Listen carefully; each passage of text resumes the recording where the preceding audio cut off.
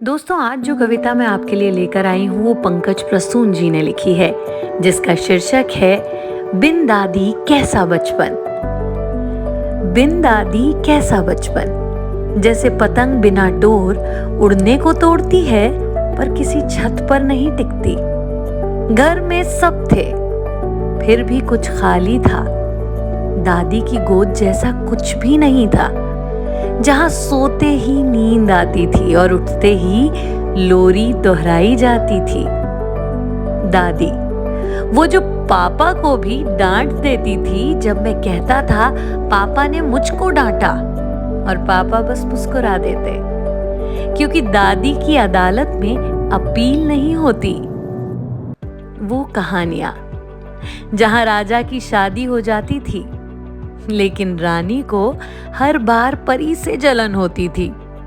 और चांद, वो कभी कभी दादी का पुराना पड़ोसी लगता था।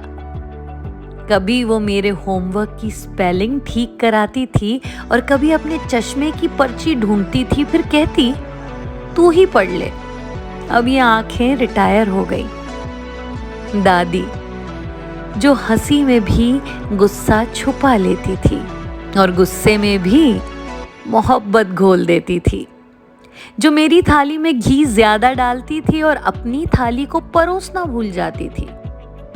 मेरे हर बर्थडे पर वो मुझे 5 का सिक्का देती थी और कहती मेरे जमाने में इतने में पूरा मेला घुमाते थे।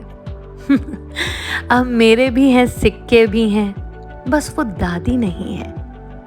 वो बेमौसम हल्दी वाला दूध बना देती थी और बताती थी कोरोना से पहले भी सर्दी होती थी। अब टीवी पर न्यूज़ भी आती है और मोबाइल पर कहानियां भी, पर दादी की आवाज़ में जो एक था राजा शुरू होता था वो नेटफ्लिक्स में नहीं मिलता। कभी जो मैं रोता था तो वो कहती बिल्कुल अपने बाप पे गया है। रोता भी ऐसे ही था और हंसी आ जाती थी उस बात पर, क्योंकि पापा उस वक्त शर्मिंदा खड़े रहते थे। अब ना वो शर्मिंदगी बची है ना वो हंसी, बस एक कोना है घर में जहां दादी बैठती थी। अब वहां रैक है, फूलदान है और कुछ खालीपन है। आजकल घर छोटे हो गए हैं।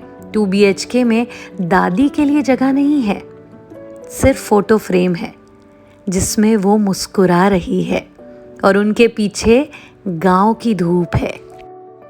बिन दादी बचपन अधूरा नहीं, बल्कि बीच अधर में अटका है, जैसे कहानी सुनते हुए किसी ने एकदम से लाइट बंद कर दी हो। तो दादी हमारे बचपन का एक अनमोल हिस्सा होती है, तो उस हिस्से को हमेशा सहेज कर रखिए और खूब प्यार दीजिए जैसे वो आपको देती आई हैं, जिससे आगे बहुत सारी प्यारी प्यारी यादें बचपन की आपके पास हमेशा रहें।